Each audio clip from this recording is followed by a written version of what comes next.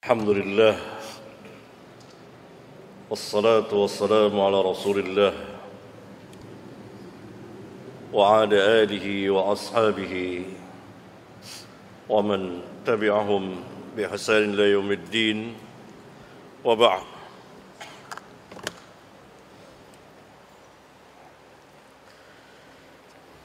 Ikhwan, kita akan baca sedikit kitab ini.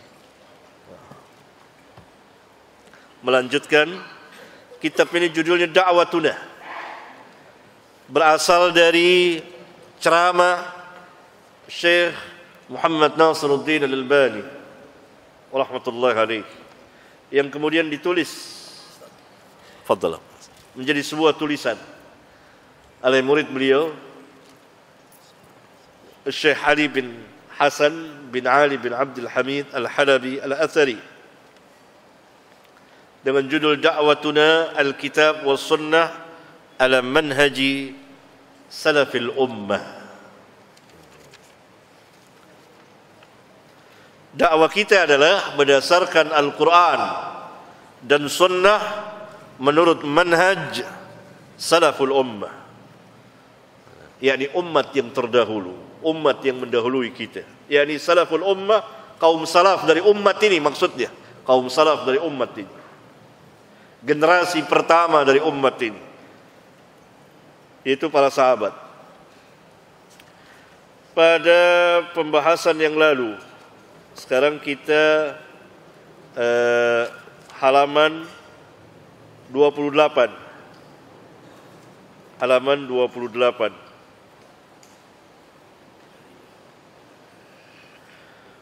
Pada pembahasan sebelumnya dapat saya simpulkan tawadhu'nya ulama, orang-orang alim, yang mereka tidak disifatkan dengan kesombongan. Besarnya menuntut ilmu itu, khususnya pada hari ini, sedikit sekali ilmu itu, sehingga Syekh membuat tamsil bugath, burung kecil yang tidak ada harganya, menjadi besar, karena manusia tidak tahu lagi tentang ilmu agama itu. Fadhal ikhwan, baca. Siapa yang baca? Fadhal. Ada. Fadhal.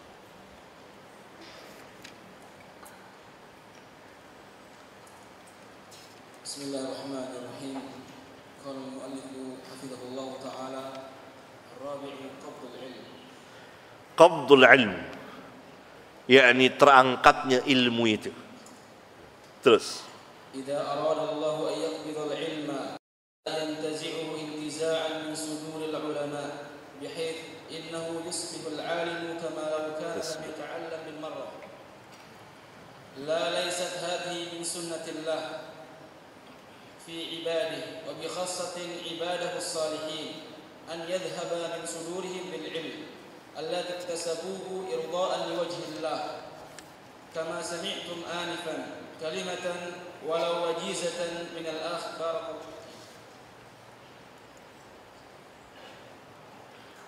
الله فيه أن هذا الاجتماع إنما كان لطلب العلم.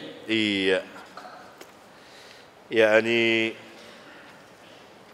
Syekh membawakan hadis, Inna Allah la yanzi'ul ilma intiza'an min suduril ulama walakinnahu yaqbidul ilma biqabdil ulama hatta idza lam yubki 'aliman.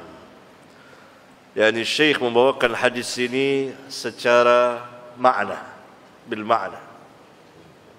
Karena biasa dalam kuliah, dalam ceramah, sebagian ulama di antara Syekh Albani biasa membawakan hadis bil makna, secara makna, yang kalau kita rujuk ke lafaz aslinya tidak demikian. Tidak demikian. Ya, bahwa nanti Allah akan mencabut ilmu ini. Allah mencabut ilmu itu Ya, bukan dicabut ilmu itu dari dada ulama. Tidak. Sehingga seorang ulama yang tadinya alim kemudian jadi bodoh. Enggak, bukan itu. La, laysat hadhihi min sunnatillahi azza wa jalla. Dan ini tidak termasuk sunnatullah. yakni Rabbul Alamin kan menampakkan sunnahnya di alam semesta ini, dan sunnatullah tidak berubah, dan ini tidak menjadi sunnatullah. Allah cabut ilmu itu. Tetapi yang dimaksud dicabut ilmu itu dijelaskan di hadis itu, biqabdil ulama, diwafatkannya ulama. Dengan diwafatkan ulama maka hilanglah ilmu itu. Ya. La laysat hadhihi min sunnatillahi azza wa jalla fi ibadihi wa bi khassatin ibadahu salihin ay yadhhaba min sudurihim bil ilmi alladhi iktasabuhu irdaan liwajhillah. Bukan itu, bukan ilmu langsung dicabut dari dada ulama, bukan. Yang mereka telah mencarinya ilmu itu untuk mencari keridhaan Allah, wajah Allah azza wa jalla. Kama sami'tum anifan kalimatan walau wajizatan. Seperti yang tadi kamu dengar dari al-akh barakallahu fihi, kata Syekh, walaupun ringkas sekali, bahwa kita berkumpul di sini innama kana li talabil ilm, bahwa kita berkumpul untuk menuntut ilmu. Berkumpul untuk menuntut ilmu merupakan kemuliaan dan kebesaran. Terus Allahu hakamun adlu, fallahu azza wa jalla hakamun adlun la yantazi'u al-ilma min sudur al-ulama'i haqqan walakinahu jarat sunnatullah azza wa jalla fi khalqihi an yaqbid al-ilma min qabd al-ulama'i ilayhi kama fa'ala bi sayyid al-ulama'i wal anbiya'i wal rasul Muhammad sallallahu alaihi wasallam hatta idza lam yubqi 'alima ittakhadha an-nasu ru'usan juhala fasu'ilu fa'abtaw bighairi 'ilmin fadallu wa adallu. Fallahu azza wa jalla hakamun adlun. Allah mempunyai keputusan yang adil. yakni Allah subhanahu wa ta'ala tidak mencabut ilmu langsung dari dada al-ulama, tapi Allah mencabut dengan diwafatkannya. Sebagaimana Allah mengangkat ilmu dengan diwafatkan para ulama, sebagaimana Allah berbuat kepada sayyidul ulama wal anbiya wal rasul, kepada sayyidnya para ulama dan para nabi dan rasul. Siapa? Rasulullah sallallahu alaihi wasallam. Allah angkat. Kemudian Syekh membacakan hadis tadi, hatta idza lam yubki aliman, sehingga ketika tidak ada lagi orang alim, ittakhadha an-nasu ru'usan juhala, maka manusia akan mengambil pemimpin orang-orang yang bodoh. Fasu'ilu, mereka ditanya, fa'aftau bighairi ilmin fadallu wa adallu, mereka sesat dan menyesatkan. Dalam riwayat yang lain, fa'aftau bi ra'yihim, karena bukan ulama. Yani ketika sedikit sekali ulama, sedikit sekali orang alim, maka manusia akan mengangkat tokoh-tokoh, pemimpin-pemimpin yang bukan ulama, karena sudah kadung diangkat, maka mereka dimintai fatwa. Fasu'ilu, maka kata Nabi sallallahu alaihi wasallam, fa'aftau, mereka berfatwa bighairi ilmin, tanpa ilmu. Dalam salah satu riwayat Bukhari, bira'yihim, dengan akal pikiran mereka semata. Akibatnya fadallu wa adallu, mereka sesat dan menyesatkan. Terus al-qiyam bi hujjatillah, laysa ma'na hadha anna Allah 'azza wa jalla yukhli al-ardha min 'alimin taqumu bihi hujjatullah 'ala ibadihi. Ya, ketika Nabi sallallahu alaihi wasallam bersabda hatta idza lam yubqi aliman, sehingga apabila tidak tinggal lagi seorang alim di permukaan bumi ini, bukan maknanya habis semua orang alim, tidak. Kenapa? Karena hujjah Allah harus tegak di muka bumi ini. Siapa yang menegakkan hujjah Allah? Orang-orang alim. Jadi makna hatta idza lam yubqi, yakni sisa-sisanya sedikit sekali. Terus walakin ma'na hadha annahu kullama ta'akhkhara az-zaman qalla al-'ilm wa kullama ta'akhkhara izdada qillatan wa nuqsana hatta la yubqi 'ala wajhi al-ard hatta la yabqa ala wajhi al-ard man yaqul Allah Allah. Ini maknanya. Walakin ma'na hadha annahu kullama ta'akhkhara az-zaman, setiap kali datang satu zaman, qalla al-ilm, sedikit ilmu, sedikit ilmu terus, sehingga tidak tinggal di muka bumi nanti akan terjadi orang yang mengucapkan lagi Allah Allah Allah, yakni tidak lagi adalah orang yang mengucapkan la ilaha illallah. Terus هذا الحديث تسمعونه مرارا وهو حديث صحيح لا تقوم الساعة على وجه الأرض وعلى وجه الأرض من يقول الله الله، وكثير من أمثال هؤلاء المشار إليهم في آخر الحديث المذكور. قبض الله العلم بقبض العلماء حتى إذا لم يبق عالما اتخذ الناس رؤوسا جهالا. terus خطر تفسير القرآن والسنة بالرأي. من هؤلاء الرؤوس من يفسر القرآن والسنة بتفاسير مخالفة لما كان عليه العلماء، لا أقول سلفا فقط بل وخلفا أيضا، فإنهم يحتجون بهذا الحديث الله الله على جواز بل على باب ذكر الله عز وجل باللفظ المفرد الله الله إلى آخره، ولكي لا يغتر مغتر ما أو يجهل جاهل ما حينما يسمع هذا الحديث بمثل هذا التأويل، بدا لي ولو عرضا أن أذكر إخواننا الحاضرين بأن هذا التفسير باطل. terus بيان السنة بالسنة. بيان السنة بالسنة أولا من حيث إنه جاء بيانه في رواية أخرى عن رسول الله صلى الله عليه وسلم، وثانيا لأن هذا التفسير لو كان صحيحا لجر عليه عمل سلفنا الصالح رضي الله عنهم، فإذا لم يفعلوا دل إعراضهم عن الفعل بهذا التفسير على بطلان هذا التفسير. terus فكيف بكم إذا انضم إلى هذه الرواية الأخرى وهذا بيت القصيد كما يقال أن الإمام أحمد رحمه الله روى هذا الحديث في مسنده بالسند الصحيح بلفظ لا تقوم الساعة على وجه الأرض من يقول لا إله إلا الله. إذن هذا هو المقصود بلفظ الجلالة المكرر في الرواية الأولى. Penjelasan yang bagus sekali bahwa Rabbul Alamin tetap akan membangkitkan orang-orang alim walaupun kecil, sedikit jumlahnya. Untuk apa? Menegakkan hujjah Allah. Pasti itu. Nah, kemudian Syekh memberikan contoh di antara ru'us juhala, pemimpin-pemimpin yang jahil ini, atau secara umum orang-orang yang berbicara agama tanpa ilmu. Kita sering dengar hadis, la taqumu sa'ah wa ala wajhil ardi man yaqulu Allah Allah.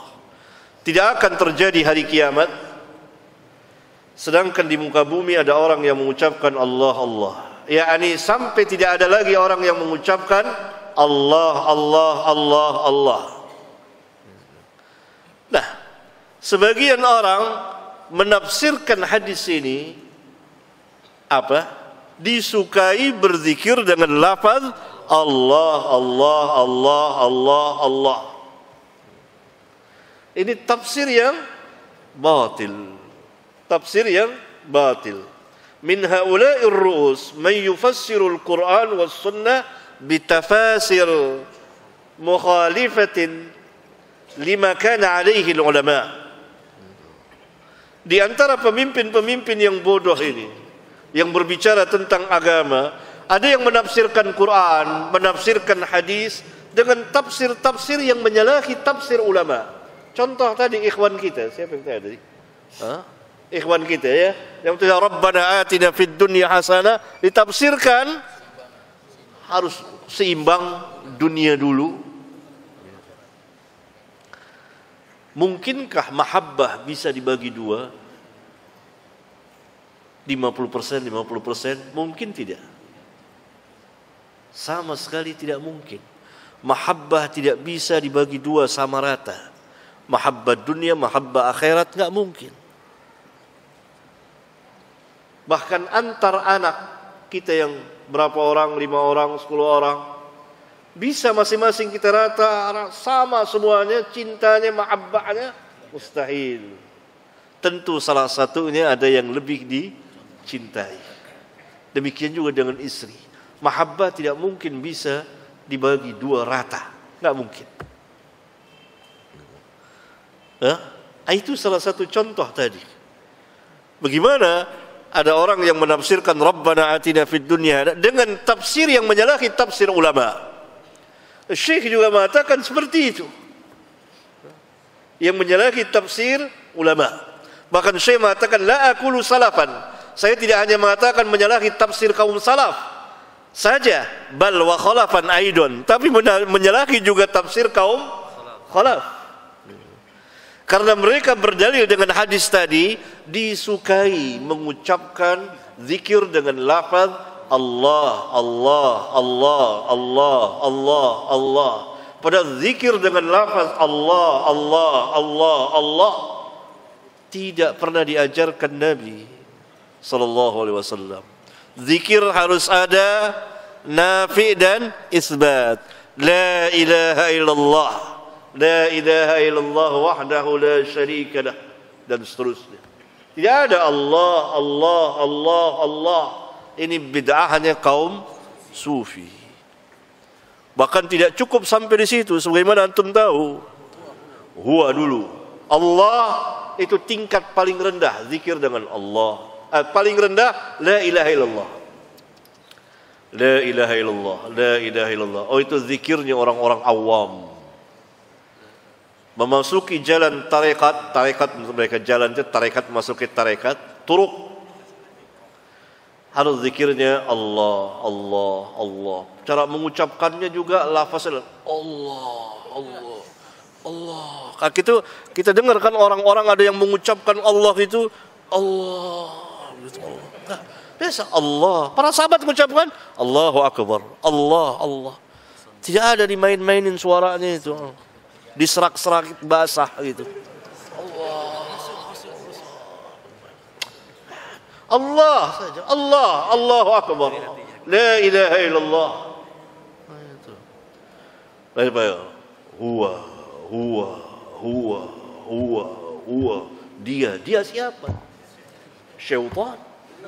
Yang ada dalam Al-Quran, la ilaha illa huwa. Tidak ada satupun ilah melainkan dia Allah. Enggak ada huwa. Ini yang kedua, yang paling puncaknya hu.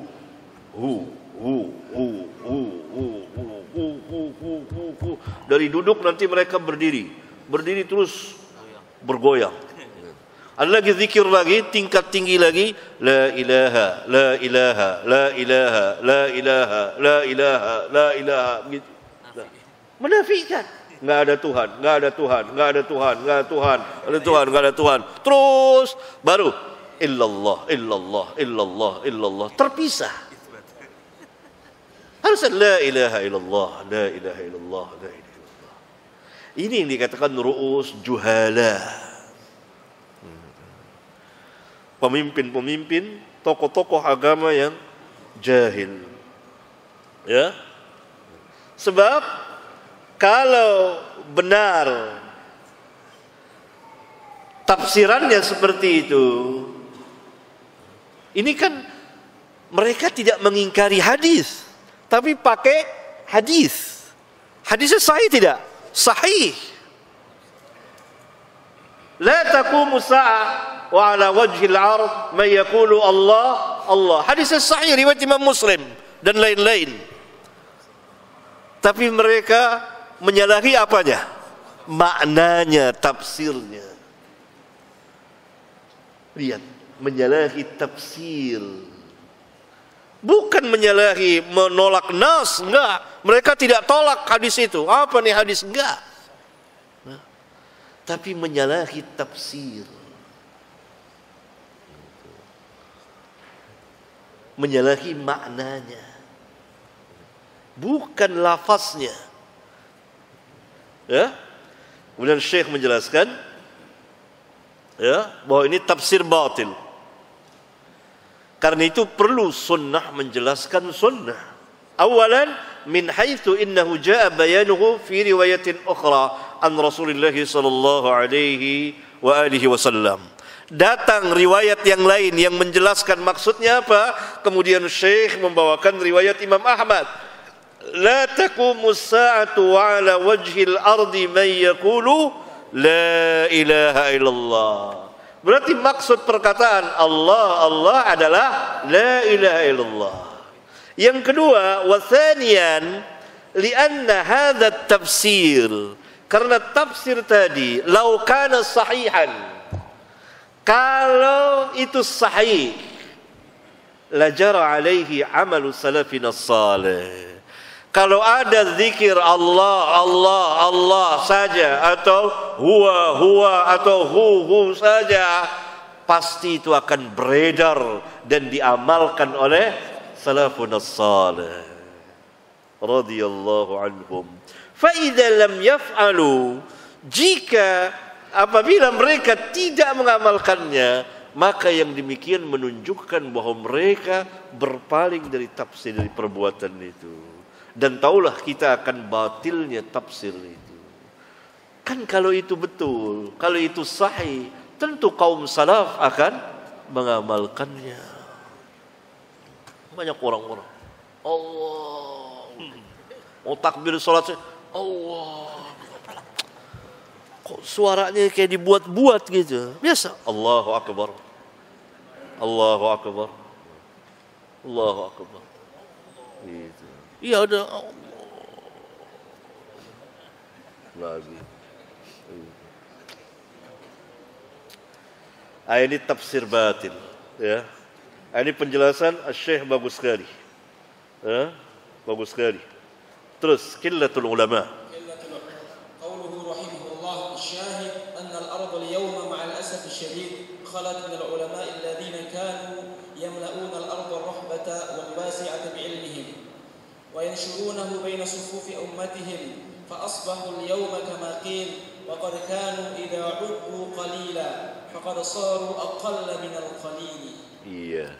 الشاهد أن الأرض, bahwa bumi اليوم pada hari ini ma'al asaf syadid, sangat kita sedihkan, hilang para ulama, lenyap para ulama yang mati, para ulama yang memenuhi bumi ini dengan ilmu mereka dan menyebarkan ilmu itu di sap-sap umat. Maka pada hari ini jadilah sebagaimana kata seorang penyair, waqad kanu idza uddu qalilan, dahulu mereka dihitung sedikit, faqad saru aqalla minal qalil, tetapi sekarang sedikit dari yang paling sedikit. Dahulu jumlah mereka sedikit, sekarang lebih sedikit lagi. Terus. ونحن نرجو من الله عز وجل أن يجعلنا من طلاب العلم الذين ينحون منح العلماء حقا ويسلكون سبيلهم صدقا. فنحن نرجو من الله, dan kita semua juga di sini narju min Allah, berharap kepada Allah Azza wa Jalla ayyaj'alana min tullabil ilm, agar Allah menjadikan kita para pelajar ilmu, benar-benar ilmu, menghargai ilmu, ya, Jangan jadi orang-orang awam yang tidak menghargai ilmu, tapi menghargai ilmu. Ya, menghargai ilmu. Karena ilmu itu besar sekali. Ilmu itu besar sekali. Alladzina yanhauna manhal ulama haqqan, yang berjalan mengikuti para ulama, berjalan di jalan mereka dengan benar, wa yaslukuna sabilahum sidqan. Terus هذا ما نرجوه من الله عز وجل أن يجعلنا من هؤلاء الطلاب السالكين ذلك المسلك الذي قال عنه الرسول صلى الله عليه وسلم من سلك طريقا يلتمس به علما سلك الله به طريقا إلى الجنة. هذا ما نرجو من الله, ini yang kami harap dari Allah. أن يجعلنا من هؤلاء الطلاب السالكين ذلك المسلك الذي قال عنه الرسول صلى الله عليه وسلم. Ini yang kami harapkan dari Allah. Agar apa?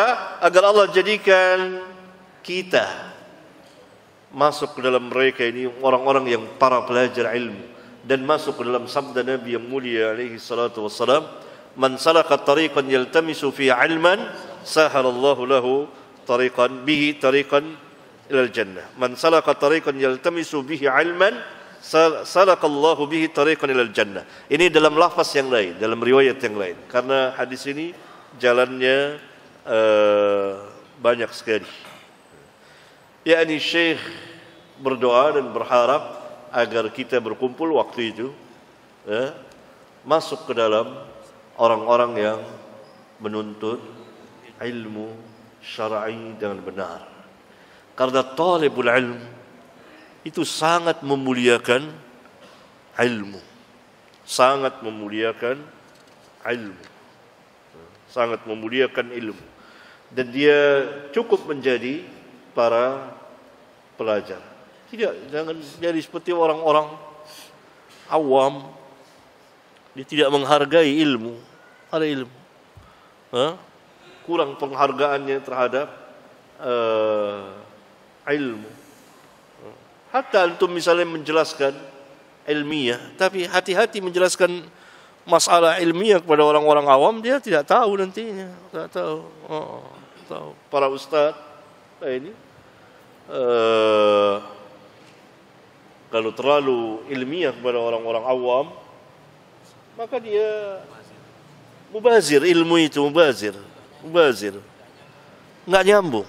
Dia mubazir, yakni susah dia nangkap.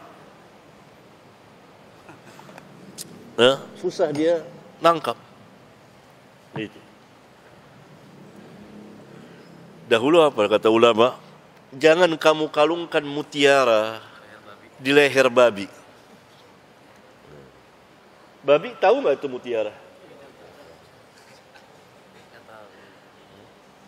Para pelajar jangan mubazir. Mubazir uang enggak boleh, padahal mubazir ilmu. Barangkali ini ikhwan, sampai nanti Sabtu depan insyaallah. Subhanakallahumma wa bihamdika asyhadu an la ilaha illa anta astaghfiruka wa atubu ilaik. Assalamualaikum warahmatullahi wabarakatuh. Innal hamdalillah nahmaduhu wa nasta'inuhu wa nastaghfiruh. ونعوذ بالله من شرور أنفسنا ومن سيئات أعمالنا من يهده الله فلا مضل له ومن يضلل فلا هادي له أشهد أن لا إله إلا الله وحده لا شريك له وأشهد أن محمدا عبده ورسوله اللهم صل وسلم وبارك على نبينا محمد وعلى آله وصحبه أجمعين. Ayyuhal ikhwah, a'azakumullah, kepada kaum muslimin dan muslimat yang mudah-mudahan dirahmati oleh Allah SWT. Banyak sekali di antara kita ini yang sakit,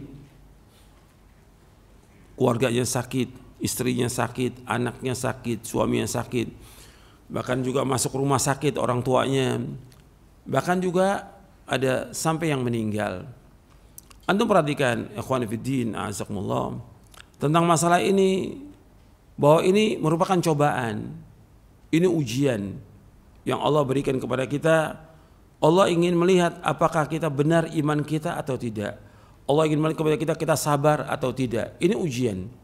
Dan ketika Allah memberikan ujian kepada kita, kita ingat bahwa Allah itu yang maha kasih dan sayang kepada kita. Allah adalah zat yang maha kasih dan sayang. Allah yang maha bijaksana. Allah yang maha adil. Kita perhatikan itu. Ketika Allah berikan cobaan, sakit kepada kita, kita ingat bahwa Allah sayang kepada kita. Kenapa Allah berikan sakit kepada kita? Karena Allah ingin menghapuskan dosa-dosa kita. Allah ingin angkat derajat kita. Allah ingin melihat bahwa orang ini tadarru atau tidak kepada Allah, bermunajat atau tidak kepada Allah. Allah ingin melihat kita betul-betul enggak kita ini minta kepada Allah, memelas kepada Allah. Allah ingin lihat kesabaran kita. Allah ingin menguji iman kita. Allah ingin menempatkan kita di tempat yang tertinggi nanti di sorga dengan sebab cobaan ujian itu. Selama kita sabar dan selama kita redho. Itu ingat itu. Artinya yang menguji kita zat yang maha kasih dan sayang. Jadi jangan kemudian sekarang ini banyak orang yang paniknya luar biasa. Kalau seandainya memang sudah datang ajal, memang sudah ajalnya. Hatta kalau dia sehat, kalau memang sudah datang ajalnya, tetap dia pasti akan meninggal. Allah sudah tetapkan tentang ajal ini, dan semua yang ada 50.000 tahun sebelum Allah menciptakan langit dan bumi. Itu ingat itu. Ini penting untuk kita pahami. Kadang-kadang nggak sadar, bukan hanya orang awam, termasuk juga penuntut ilmu dan para dai. Begitu kena sakit, mungkin nggak saya sembuh ya? Pertanyaannya, mungkin nggak saya sembuh? Antum minta kepada Allah soal kesembuhan, yang menyembuhkan siapa? Allah, bukan dokter, bukan alat, bukan obat. Yang menyembuhkan siapa? Allah. Adukan semua kepada Allah. Allah yang menyembuhkan. Dokter nggak punya apa-apa. Apa dokter bisa memanjangkan ajal orang? Nggak mungkin. Hatta sehebat apapun alat itu, sehebat apapun obat itu, kalau sudah ajal, ya meninggal dia. Karena ini berkaitan dengan hak Allah SWT. Allah yang memiliki langit dan bumi. Makanya ketika orang itu meninggal, kita ucapkan apa? Inna lillahi wa inna ilaihi raji'un. Sesungguhnya kita ini milik Allah. Milik Allah kita. Akan kembali kepada Allah. Ketika begitu terjadi dari orang tua kita meninggal, atau seorang suami meninggal, istri meninggal, atau anak meninggal, kita ucapkan innalillahi wa inna ilaihi raji'un. Allahumma ajurni fi musibati wa akhlif li khairan minha. Ya Allah, berikanlah ganjaran pada musibahku dan gantikan yang lebih baik. Antum perhatikan, saya akan bacakan dari buku Hikmah di Balik Musibah. Jadi orang yang tertimpa musibah dan penyakit, ini harus kita ingat bahwa antum bisa merasakan manfaat.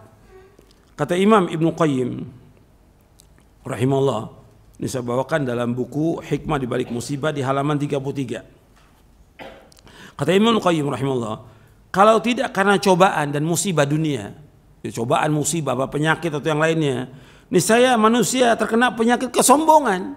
Kalau nggak dikasih sakit, dia akan sombong. Dikasih sakit, cobaan, ujian, kefakiran, susah dan yang lainnya. Supaya apa? Supaya dia tidak terkena penyakit kesombongan, penyakit ujub, bangga diri, dan kerasnya hati.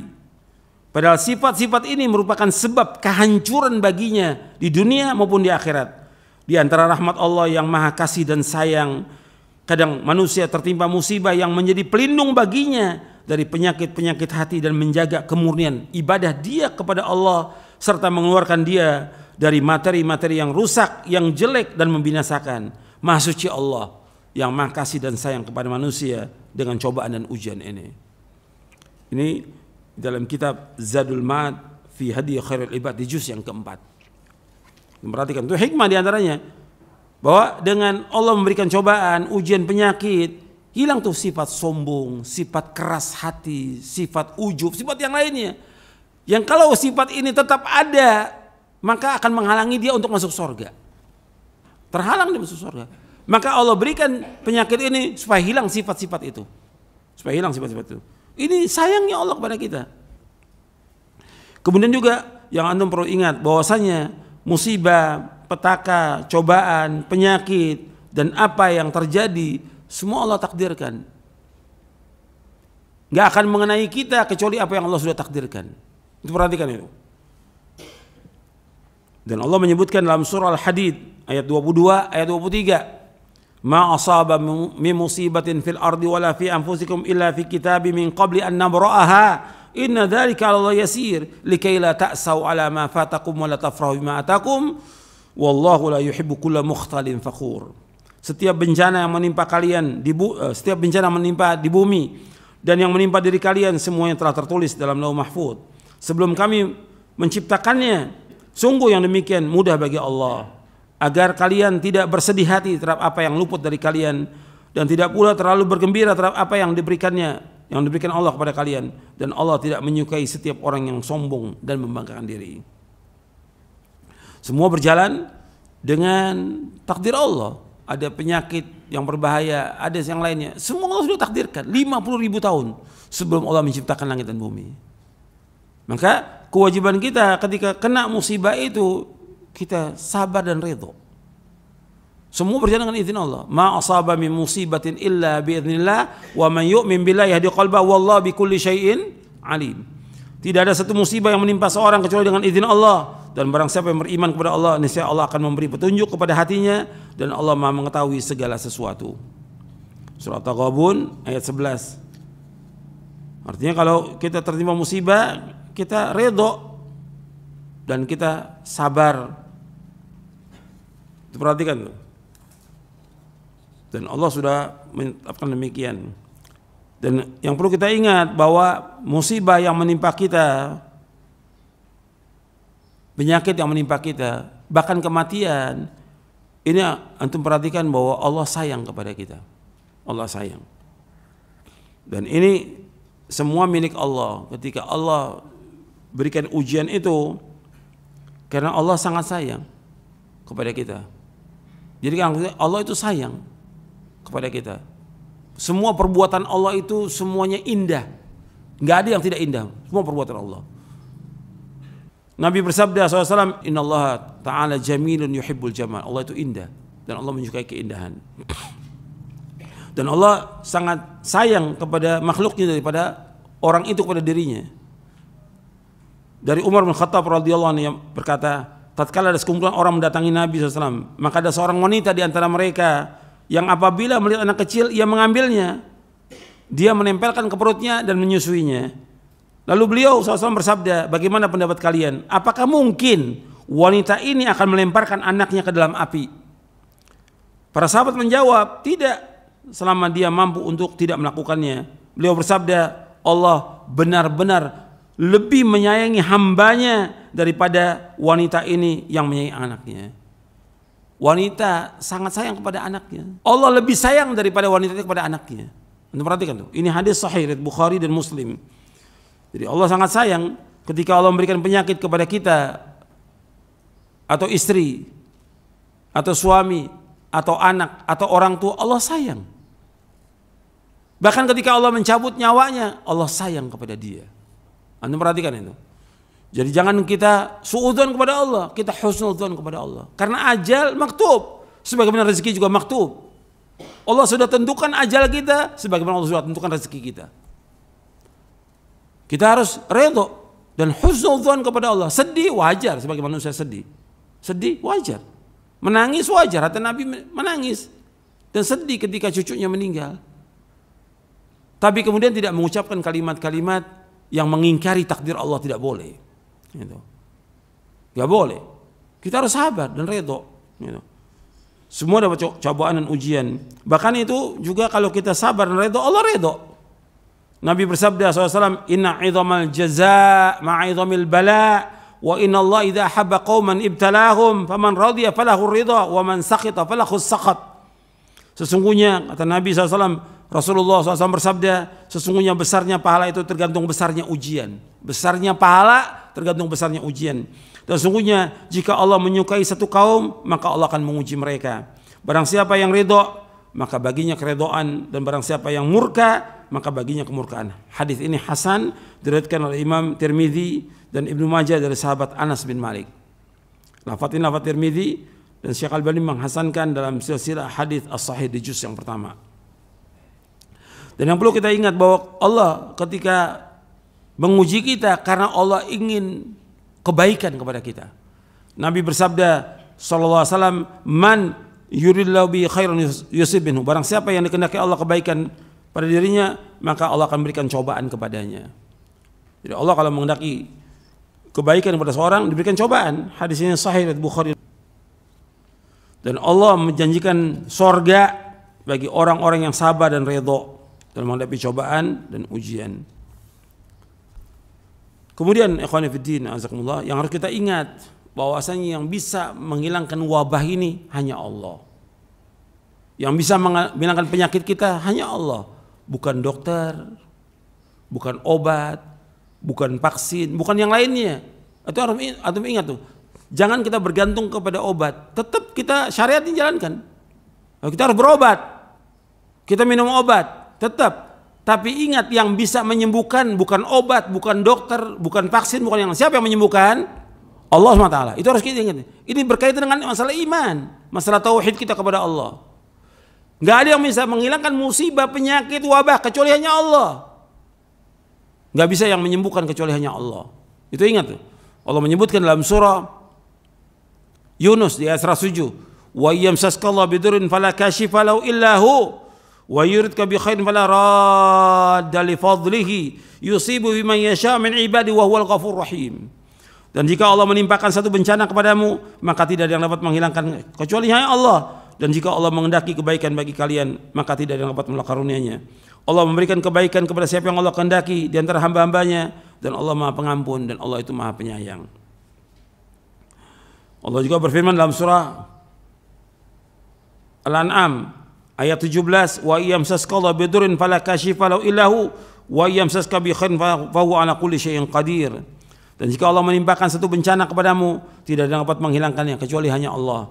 Dan jika Allah mendatangkan kebaikan kepada kamu, maka Allah Maha Kuasa atas segala sesuatu. Allah juga berfirman mengisahkan Nabi Ibrahim alaihissalatu wassalam, "Wa idza maridtu fahuwa yashfin." Apabila aku sakit, dan Allah yang menyembuhkan aku. Ini adab. Adabnya antum perhatikan. Yang memberikan sakit pada hakikatnya siapa? Allah. Tapi nggak disebutkan dalam ayat ini Allah yang memberikan aku sakit, tidak. Adabnya wa idza maridtu, apabila aku sakit.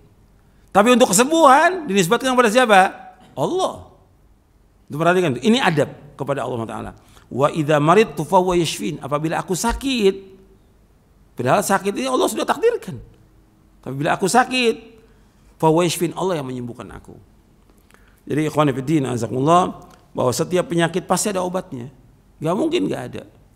Nabi bersabda SAW, "Ma anzalallahu da'an illa anzalahu shifaan." Allah tidak menurunkan penyakit, melainkan pasti Allah menurunkan obatnya. Hadis ini sahih riwayat Bukhari dari sahabat Abu Hurairah radhiyallahu an. Likulli da'in dawa, fa idza usiba dawa'ud da' bara'a bi idznillah azza wa jalla. Rasulullah SAW bersabda, setiap penyakit ada obatnya. Jika obat itu tepat atau manjur untuk satu penyakit, maka penyakit itu akan sembuh dengan izin Allah azza wa jalla. Hadis sahih riwayat Muslim dari sahabat Jabir. Kemudian yang terakhir, saya bawakan penjelasan dari seorang tabi'i. Seorang tabi'i ini menjelaskan bagaimana kalau dia terkena musibah, yaitu Syuraih al-Qadhi. Dikatakan Syuraih al-Qadhi karena dia jadi qadhi itu puluhan tahun. Wah, 1 tahun, 2 tahun. Ada yang mengatakan 60 tahun dia jadi qadhi. Syuraih al-Qadhi. Dibawakan oleh Imam Az-Zahabi dalam kitabnya Syiar A'lamin Nubala. Dari Sya'bi rahimahullah, qala Syuraih al-Qadhi rahimahullah, "Inni la usabu bil musibati fahmadullah 'alaiha 4 marrat. Ahmadu idza lam akun a'zama minha, wa ahmadu idza razaqani as-sabra 'alaiha, wa ahmadu idh waffaqani lil istirja'i lima arju min ats-thawabi, wa ahmadu idh lam yaj'alha fi dini." Kata Syuraih al-Qadhi, Syuraih al-Qadhi ini dia hidup masuk Islam di zaman Nabi, tapi nggak bertemu dengan Nabi SAW. Jadi Islamnya di masa Nabi di Yaman, kemudian dia pindah ke Kufah dan jadi qadhi di Kufah kurang lebih 60 tahun. Kata beliau, "Inilah usab, sesungguhnya aku tertimpa musibah.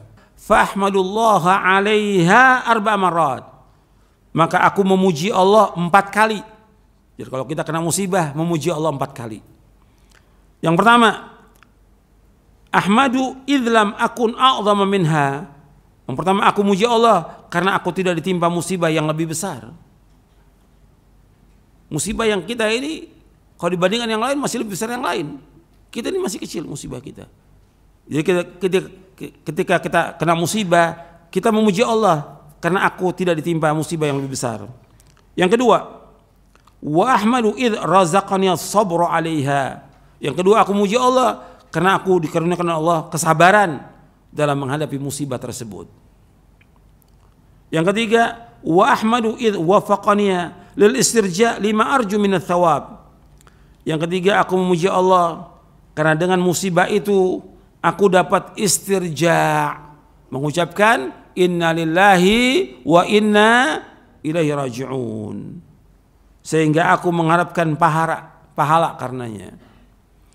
Jadi kalau diuji oleh Allah dengan kematian, ya memuji Allah karena aku dapat mengucapkan kalimat ini. Dan di antara tambahan dalam riwayat Muslim, Allah majurni fi musibati wa akhlif li khairan minha. Ya Allah, berikanlah ganjaran pada musibahku dan gantikan yang lebih baik daripadanya. Kemudian yang keempat, wa ahmadu idlam yaj'alna fi dini. Dan aku muji Allah karena musibah tidak menimpa aku dalam agamaku. Kalau masih pada fisik kita terkena atau pada keluarga kita, istri, anak, suami, itu masih lebih ringan. Yang lebih berat pada agama, diberikan keraguan tentang agama atau mengikuti firqah yang sesat, golongan yang sesat, atau yang lainnya, itu lebih berat musibah agama. Makanya Nabi berdoa jangan dijadikan musibah dalam agama. Ya, saya pikir cukup sampai di sini. Mudah-mudahan bermanfaat dari apa yang saya sampaikan. Mudah-mudahan dari apa yang saya sampaikan bisa kita amalkan. Begitu juga yang tertimpa musibah diberikan oleh Allah kesabaran dan redho dengan apa yang Allah sudah takdirkan. Kemudian memperbanyak zikir dan juga memperbanyak doa kepada Allah Subhanahu wa taala atas musibah ini. Dan kita wajib husnudzon, berbaik sangka kepada Allah Subhanahu wa taala atas semua apa yang terjadi. Kita husnudzon. Dan juga yang perlu kita ingat bahwa jangan sampai musibah ini menghalangi kita untuk ibadah kepada Allah. Ingat, musibah jangan sampai menghalangi untuk ibadah. Lakukan ibadah. Ada yang sakit tetap ibadah. Kalau kita sakit, terpapar, yang nggak boleh kita ke masjid, tetap di rumah. Tapi tetap ibadah. Kan tetap wajib sholat. Bisa lakukan yang sholat sunat, yang lakukan. Masih bisa beristighfar, masih bisa berzikir, masih bisa berdoa. Lakukan itu. Apa yang bisa kita lakukan? Bahkan ketika dia punya rezeki masih bisa dia sedekah. Dia suruh orang untuk sedekah. Dia nggak mungkin keluar dari rumahnya, dia sakit, tapi bisa kan dia nyuruh orang untuk sedekah. Banyak amal-amal soleh yang bisa kita lakukan. Dia bisa sholat malam. Nabi juga pernah sakit sholat malam, Nabi tetap sholat malam meskipun sakit, tetap. Jadi perhatikan, jangan sampai musibah menghalangi kita untuk ibadah kepada Allah. Karena itu kesempatan kita untuk mencapai derajat yang tertinggi dan juga untuk mencapai sorga. Saya pikir cukup sampai di sini, mudah-mudahan bermanfaat. Dan juga bagi yang tertimpa musibah diberikan kesabaran dan keredoan dari musibahnya, dan mudah-mudahan diangkat juga penyakitnya oleh Allah Taala, disembuhkan oleh Allah Taala. Wa sallallahu nabiyana Muhammadin sallallahu alaihi wasallam, subhanakallahumma bihamdik asyhadu an la ilaha illa anta astaghfiruka wa atubu ilaik. Assalamualaikum warahmatullahi wabarakatuh.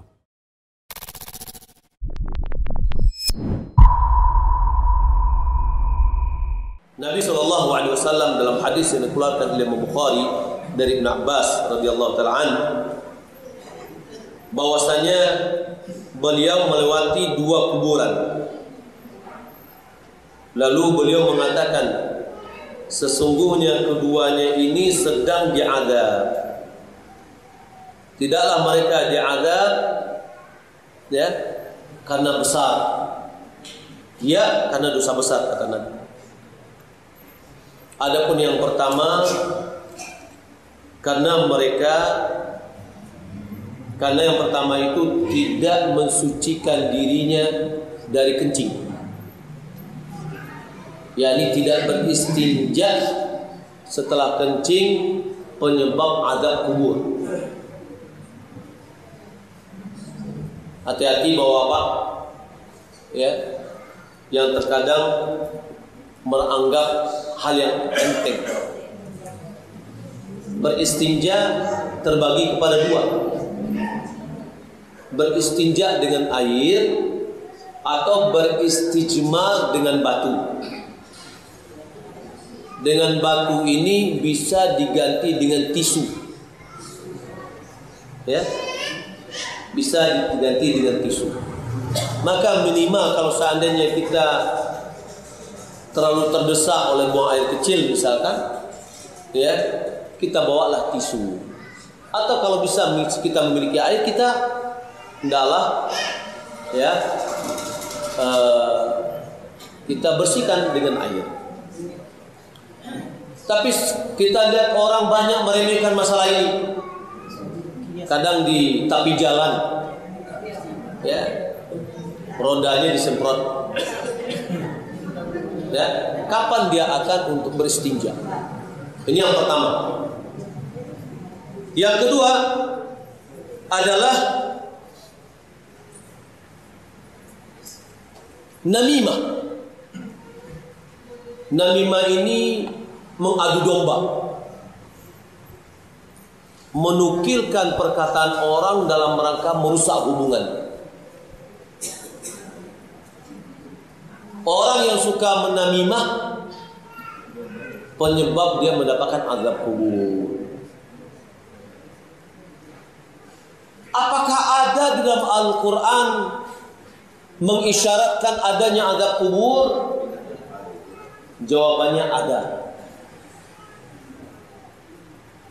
Yaitu firman Allah dalam surat Ghafir ayat ke-45, 46.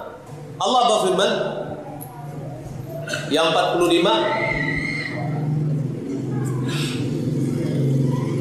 wa haqa bi ali fir'aun su'ul 'adzab. Dan Fir'aun beserta kaumnya dikepung oleh azab yang amat berat, amat buruk.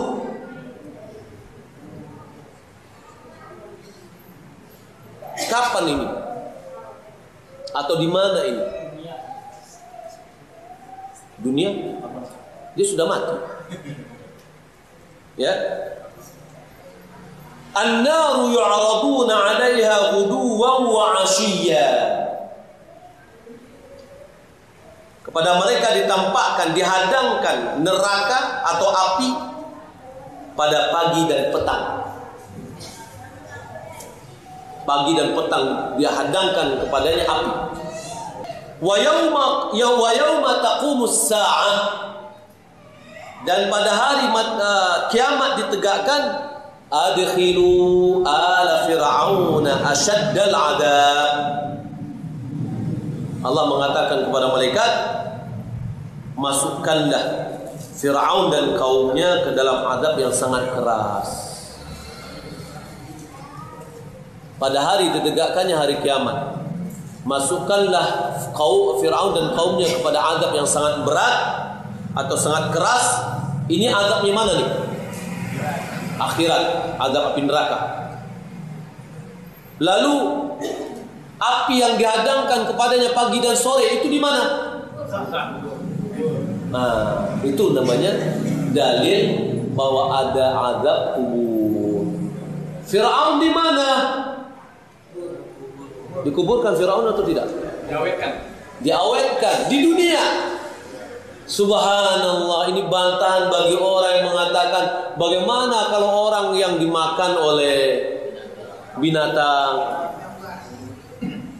masuk tenggelam dalam laut, dia tidak dikuburkan kok. Ya. Bagaimana dia diazab, dia saja tidak dikuburkan? Fir'aun diawetkan, masih ada sekarang. Yang janji Allah Subhanahu wa taala dalam surat Yunus, wa jawazna bani Israil al-bahra fa atba'ahum fir'aun wa junuduhu baghyan wa 'adwa hatta idza adrakahu al-gharq. Sampai Fir'aun itu akan tenggelam. qala amantu annahu la ilaha illa alladhi amanat bi banu Israil wa ana minal muslimin. Dia katakan, qala, Firaun mengatakan, aku beriman bahwasanya tidak ada ilah yang berhak diibadati kecuali ilah yang diimani oleh Bani Israel, dan aku dari orang-orang yang selamat, muslimin, orang yang menyerahkan diri. Ya. Lalu kata Allah, al-ana, sekarang baru bertobat, beriman. Ya. Wa qad asaita qablu, sebelumnya kamu telah bermaksiat. Wa kunta minal mufsidin, engkau termasuk orang-orang yang merusak. Fal yaum, pada hari ini, nunajjika bi badanika, kami selamatkan engkau badanmu, badan yang diselamatkan. Litakuna liman khalfaka ayah, agar itu menjadi tanda-tanda kebesaran Allah terhadap orang setelahmu. Wa inna katsiran minan nasi an ayatina laghafilun, sesungguhnya kebanyakan dari manusia dari ayat-ayat kami sungguh mereka lalai. Allah selamatkan badan Firaun agar menjadi iktibar bahwasanya kekuasaan, kekayaan tidak bisa menyelamatkannya dari api neraka. Ya, jasadnya kalau memang mumi yang ada sekarang adalah muminya Firaun yang ditenggelamkan di laut ketika dia mengejar Musa. Lalu Allah mengatakan dalam Al-Quran bahwasanya dia diadab setiap hari pagi dan petang, dihadangkan dengan api, dan itu adalah dalam alam barzakh. Maka setiap orang akan melalui alam kubur atau namanya alam barzakhiyah. Kenapa namakan alam kubur? Karena mayoritas manusia itu dikuburkan. Kalau seandainya dia terbakar, ya, kemudian dia menjadi abu, abunya ditiup oleh angin entah kemana-mana, tetap dia akan melalui alam barzakhiyah, dan tetap dia akan menghadapi fitnatul qabr, ujian yang datang dua malaikat. Ya, di mana? Di alam barzakh. Kemudian dia juga akan mendapatkan, jika dia adalah orang yang baik, dia akan mendapatkan ketenangan dan kenyamanan dalam alam barzakhiyahnya. Kalau seandainya dia adalah orang yang jelek, maka dia akan mendapatkan azabnya. Jadi azab kubur itu ada, dan dalilnya tadi dalam surat Mu'min atau Ghafir ayat 45 dan 46.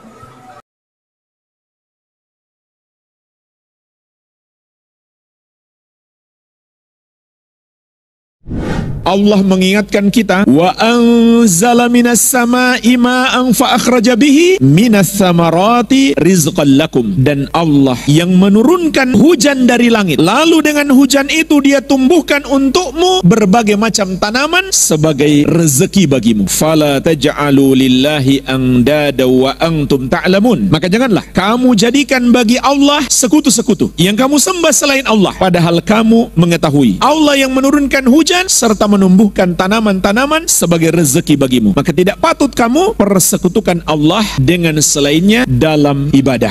Artinya jemaah sekalian, meskipun kita sudah beriman Allah yang memberikan rezeki kepada kita, kalau kita tidak mentauhidkannya, ya nggak ada gunanya. Kita naudzubillah kalau begitu masih sama dengan orang-orang musyrik jahiliyah dahulu, sebagaimana diingatkan oleh Syekh Muhammad bin Abdul Wahhab rahimahullahu taala dalam kitab beliau Al-Qawaidul Arba, 4 kaidah untuk mengenal tauhid dan syirik. Pada kaidah yang pertama beliau mengatakan, anta'lama annal kuffara alladzina qatalahum Rasulullah sallallahu alaihi wasallam mukirruna bi anna Allah ta'ala huwal khaliq ar-razik al-mudabbir. Hendaklah engkau tahu bahwasannya orang-orang kafir yang dulu diperangi oleh Rasulullah sallallahu alaihi wasallam mengakui, mengimani bahwasannya Allah subhanahu wa ta'ala dialah pencipta, pemberi rezeki dan pengatur segala urusan makhluk. Wa anna anna dzalika lam yudkhilhum fil Islam. Namun keimanan mereka itu tidak memasukkan mereka di dalam Islam. Artinya mereka masih dianggap kafir, padahal mereka beriman Allah itu pencipta, pemberi rezeki, pengatur alam ini. Tapi jamaah sekalian, di sini saya ingin mengingatkan, sebagian orang menuduh penulis rahimahullah dan murid-murid beliau, para ulama ahli sunnah, sebagai orang-orang yang mengatakan bahwa orang musyrik jahiliyah itu beriman. Abu Jahal dan Abu Lahab beriman, lebih beriman daripada orang muslim. Padahal maksud beliau justru untuk mengingatkan kita, mereka hanya beriman di satu sisi, tapi tidak beriman di sisi yang lain, sehingga iman mereka tidak sah. Makanya beliau mengatakan, wa anna dzalika lam yudkhilhum fil Islam. Ini kalimat beliau yang jelas, tapi mereka sengaja tidak mempedulikannya. Kata beliau, keimanan mereka bahwa Allah itu pencipta, pemberi rezeki, pengatur alam ini, tidak memasukkan mereka dalam Islam. Maksudnya mereka tidak dianggap sebagai umat Islam, berarti masih kafir. Kenapa? Karena mereka menyembah kepada selain Allah. Jadi justru beliau ingin mengingatkan kita, jangan sampai iman kita sama dengan orang-orang musyrik dahulu. Sudah beriman Allah itu ada, Allah itu pencipta, Allah itu maha kuasa, yang menakdirkan, yang memberikan rezeki, tapi mempersekutukan Allah dalam ibadah, maka itu tidak ada bedanya dengan orang-orang musyrik jahiliyah dahulu. Wad dalilu qauluhu ta'ala, dalilnya sangat jelas. Di antaranya beliau sebutkan dalam surat Yunus ayat ke-31, Qul may yarzuqukum minas sama'i wal ard. Katakan kepada mereka, wahai Muhammad, siapakah yang memberikan rezeki kepadamu dari langit dan bumi? Amma yamliku sam'a wal absara. Dan siapakah yang menguasai pendengaran dan penglihatan, yang menganugerahkan kepada kalian pendengaran dan penglihatan? Wa may yukhrijul hayya minal mayyit wa yukhrijul mayyita minal hayy. Dan siapakah yang mengeluarkan yang hidup dari yang mati dan mengeluarkan yang mati dari yang hidup? Maksudnya yang menciptakan kita berketurunan melalui hubungan suami istri. Siapa yang melakukan itu? Wa may yudabbirul amr. Dan siapakah yang mengatur segala urusan? Fasayaquluna Allah. Niscaya orang-orang musyrik itu akan berkata, Allah yang melakukan semua itu. Maka ini adalah dalil yang jelas, yang tegas, menunjukkan orang-orang kafir di masa Rasulullah SAW, termasuk Abu Jahal dan Abu Lahab, masih punya sisi keimanan. Sebagaimana juga di surat Yusuf Allah tegaskan, wa ma yu'minu aktsaruhum billahi illa wa hum musyrikun. Dan tidaklah kebanyakan mereka beriman kepada Allah kecuali dalam keadaan mereka juga berbuat syirik. Jadi Allah sendiri yang mengakui mereka punya keimanan, namun keimanan mereka tertolak, tidak diterima oleh Allah Subhanahu wa taala, meskipun mereka memiliki keimanan tapi tidak sah keimanannya karena mereka menyembah kepada selain Allah. Oleh karena itu, dalam lanjutan surat Yunus ayat ke-31 tadi, Allah mengatakan, fakul, maka katakan kepada mereka, wahai Muhammad, afala tattaqun. Kalau begitu, mengapa kalian tidak bertakwa? Yaitu mengapa kalian tidak menyembah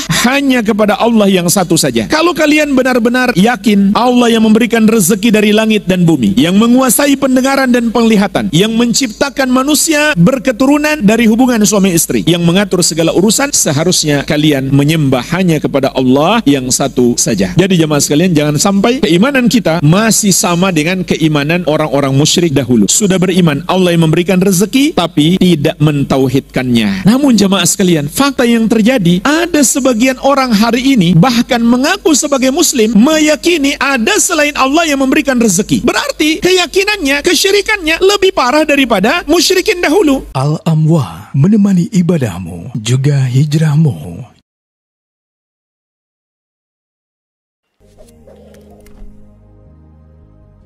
Sallallahu alaihi wasallam.